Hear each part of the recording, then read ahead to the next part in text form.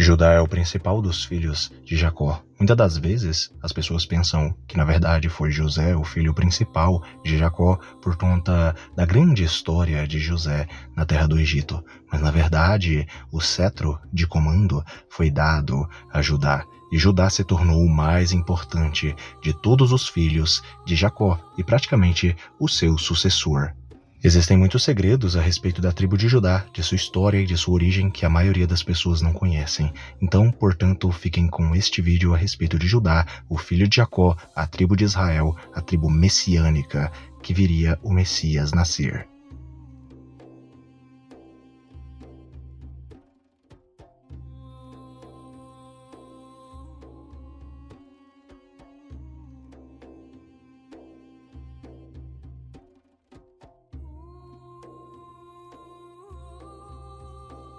Judá foi, de acordo com o livro de Gênesis, o quarto dos 6 filhos de Jacó com Lia e o fundador da tribo de Judá, dos israelitas. Por extensão, ele é indiretamente o epônimo do reino de Judá, a terra da Judéia e a palavra judeu. De acordo com a narrativa do livro de Gênesis, Judá, ao lado de Tamar, é o ancestral, no caso patrilinear, da linhagem davídica da tribo de Judá também. Mas agora vamos falar a respeito da etimologia e das origens aí do nome Judá. O nome Judá é um nome bíblico muito antigo de origem aramaica e também de origem hebraica. Em hebraico fenício se diz Yehudá, que significa literalmente ação de graças ou até mesmo louvor. É a forma substantiva da raiz id, que significa agradecer ou louvar. Assim como no hebraico, também no aramaico possui a mesma raiz, a raiz id, que significa, aí no caso, louvar ou simplesmente ser fortalecido. No nascimento de Judá, é registrado em Gênesis, no capítulo 29, no verso 35, que ao nascer, Lia ela vai e exclama: "Desta vez louvarei ao Senhor, Deus", com a palavra hebraica para louvar, no caso sendo aí Oder, compartilhando a mesma raiz de Yehudá, do hebraico e também do aramaico, que vem tudo aí da raiz id. Uma curiosidade muito interessante com o compartilhamento aí das línguas semíticas é que, alternativamente, Eduard Lempinski conectou o hebraico Yehudá também com o árabe ward ou warda, que significa fenda ou ravina. A respeito das referências bíblicas de Judá. Judá ele é o quarto filho do patriarca Jacó e de sua primeira esposa Lia. Seus irmãos completos são Ruben, Simeão e Levi, todos mais velhos, e Issacar e Zebulon, mais novos. E eles têm uma irmã completa também, chamada Diná, por meio de seu pai. Ele também tem 6 meios-irmãos, chamados aí de Dan, Naphtali, cujo a mãe era, no caso, Bila, Gade e Asser, cuja mãe, no caso, era Zilpa, e José e Benjamim, cuja mãe era Raquel também. Por conta de Lia e Raquel serem irmãs, no caso, Raquel era tia de Judá. Após o nascimento de Judá, a próxima aparição dele é em Gênesis, no capítulo 37, quando ele e seus irmãos jogam José, seu irmão, em um poço por ciúmes, depois que José se aproxima deles, ostentando um manto de muitas cores. Enquanto eles estão trabalhando no campo, é Judá que avista uma caravana de ismaelitas, de árabes, aparentados aí dos judeus, vindo em sua direção a caminho do Egito, e sugere que José seja vendido aos ismaelitas ao invés de ser morto. Em Gênesis, no capítulo 37, versos 26 a 28, diz o seguinte, abre aspas, "De que nos aproveitará se matarmos nosso irmão e escondermos o seu sangue? Que nossa mão não seja sobre ele, pois ele é nosso irmão, nossa carne." Fecha aspas. Os textos bíblicos vão nos informar que Judá desobedeceu às ordens aí semíticas antigas de não se casar com mulheres cananeias, desobedecendo então e se casando com uma mulher de origem cananeia, filha de um cananeu chamado pelo nome de Sua. Ter se casado com uma mulher cananeia lhe custou muito, pois os seus filhos nasceram maus, pois a cultura cananeia e a religiosidade cananeia não era boa aos olhos do Senhor, visto que eles eram idólatras. Os textos bíblicos vão nos falar a respeito do caráter destes filhos de Judá, que eram e Onam. Curiosamente, esses filhos, eles eram metade semitas pela via paterna, mas eram cananeus pela via materna. Filho de Judá, se casa com Tamar, mas Deus, o próprio Deus, o mata, porque ele era mau aos olhos do Senhor, segundo Gênesis 38, verso 7.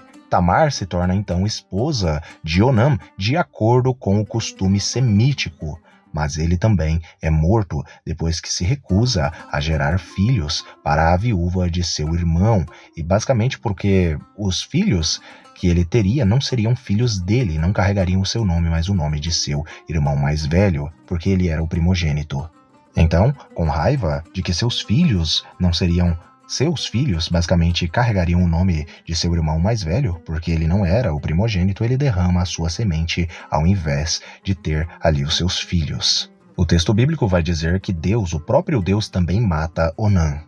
Embora Tamar pudesse se casar com o filho mais novo de Judá, chamado pelo nome de Sela, o irmão restante, aí no caso dos outros que morreram, Judá não consentiu, e em resposta, Tamar engana Judá para ter relações íntimas com ele, fingindo ser uma prostituta. Quando Judá descobre que Tamar está grávida, ele se prepara para matá-la, mas se retrata e confessa quando descobre que ele é o pai.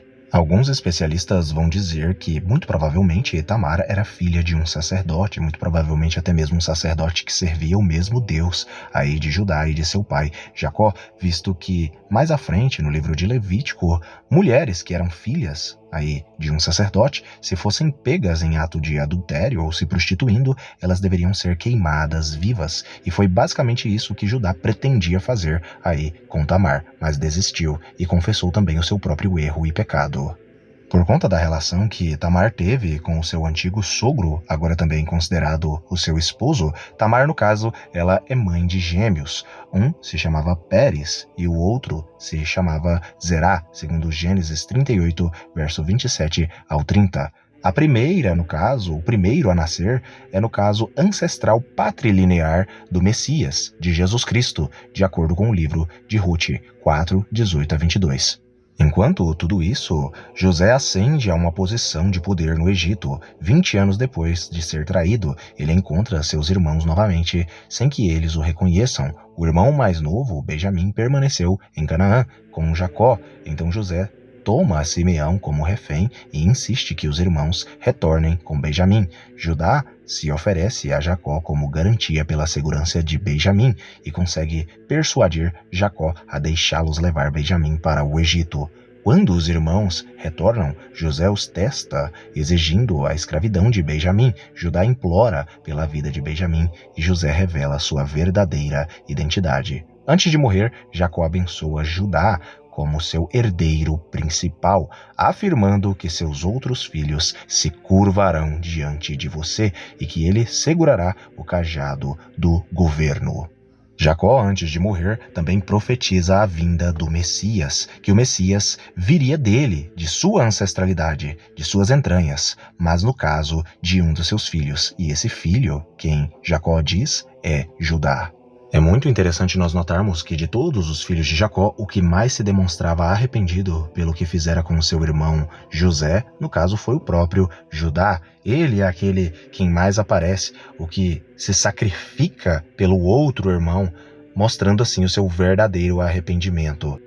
O livro de Gênesis, no capítulo 49, vai registrar a bênção de Jacó para seu filho Judá e também a profecia que ele fez na vida de Judá, assim como também a profecia que ele fez para cada um de seus filhos. Eu estarei lendo esta profecia e essa bênção a respeito de Judá. Judá, teus irmãos o louvarão. Tua mão estará sobre a cerviz de teus inimigos, e todos os filhos de teu pai se curvarão reverentemente diante de ti.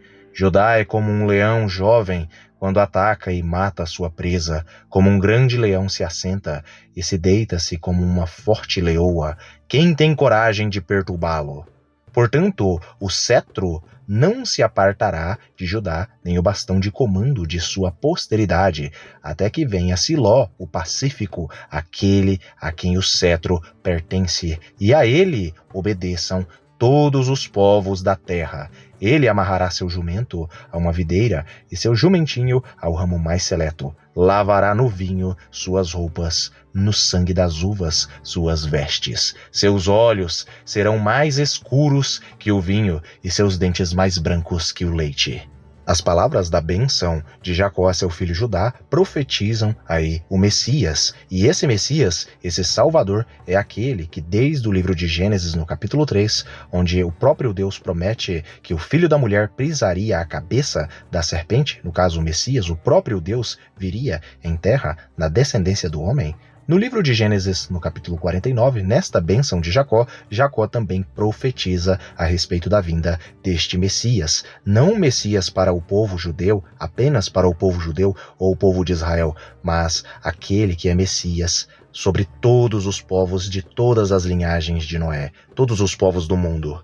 O texto, no verso 10, quando vai falar a respeito do cetro, o cetro tem o significado de reinado, de governo, aquele que governa. No caso, está falando a respeito dos reis de Israel, que não teriam fim e que o último rei, o rei dos reis, viria.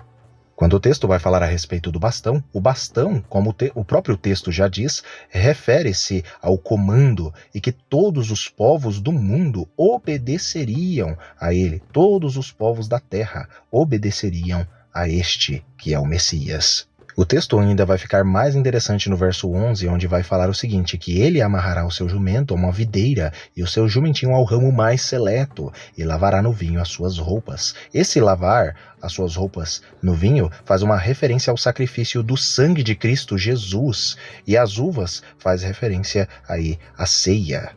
Uma curiosidade muito interessante, que é a respeito da aparência física de Jesus Cristo, é que no verso 12 vai falar a respeito de uma das características marcantes do Messias. Muitos por aí acham que Jesus Cristo possuía olhos azuis ou até mesmo olhos verdes, mas o texto bíblico vai dizer que ele tinha os olhos mais castanhos do que o próprio vinho. Apesar de Hollywood e dos filmes e séries e novelas sempre mostrarem, na maioria das vezes, um Jesus com olhos azuis ou olhos verdes, na verdade o texto bíblico vai profetizar um Messias, um Cristo que possuía e possui aí os seus olhos mais escuros que o vinho, isto é, olhos castanhos escuros e seus dentes mais brancos que o leite. A tribo de Judá desempenhou um papel central na história deuteronomista que abrange aí os livros de Deuteronômio até 2 Reis. Após o falecimento do rei Salomão, a tribo de Judá, juntamente com a tribo de Benjamim e Dan, e também a tribo de Levi, os levitas, formaram o reino do sul de Judá, com Jerusalém como a sua capital. O reino durou até a sua conquista pela Babilônia em 586 a.C. O símbolo da tribo de Judá era um leão, e ele era frequentemente representado na arte judaica após o cativeiro babilônico. A distinção entre as tribos foi amplamente perdida, mas o termo Judá deu origem à palavra judeus. Em tradições posteriores, incluindo o cristianismo e o judaísmo etíope, o leão da tribo de Judá se tornou um símbolo messiânico. Escrevam aí nos comentários se vocês conheciam a tribo messiânica, a tribo de Judá. Muitas pessoas conhecem a tribo de Judá como uma das principais tribos de Israel, porém desconhecem a respeito deste fator messiânico. Eu espero que vocês tenham gostado deste vídeo, deixem os seus likes, se inscrevam no canal, compartilhem este vídeo aí com pessoas que têm curiosidade a respeito das tribos de Israel. Eu estarei produzindo mais vídeos a respeito de outras tribos de Israel, a pedido de vocês aqui nos comentários. Um abraço a todos vocês e até o próximo vídeo do canal Mistérios de Elohim.